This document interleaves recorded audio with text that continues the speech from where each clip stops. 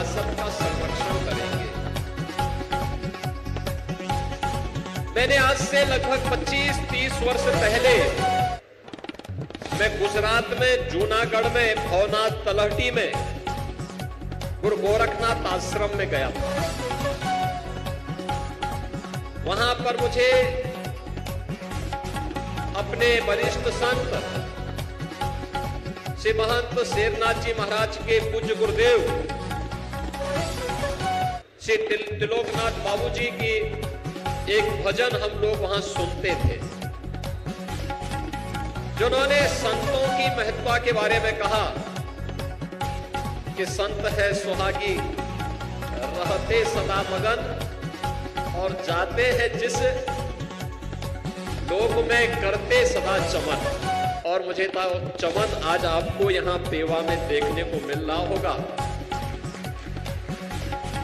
कि जो यहां पर अभी श्री महंत बालकनाथ जी महाराज कह रहे थे, 4 पीढ़ी से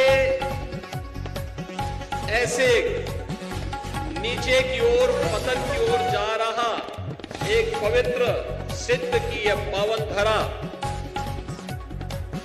पवित्र स्थान एक योग्य योगी के आने के बाद कैसे उत्थान की ओर अग्रसर होता हुआ गया है, यह भी आप सबने देखा होगा पिछले कुछ वर्षों के अंदर। यह नाथ संप्रदाय के एक सुप्रसिद्ध सिद्ध योगी गरीबनाथ जी महाराज की पावन धरा है। उनके बारे में कहा जाता है कि नाथ पंथ के 9 नाथों की परंपरा सत्यनाथ जी की परंपरा के वे अवतारी योगी थे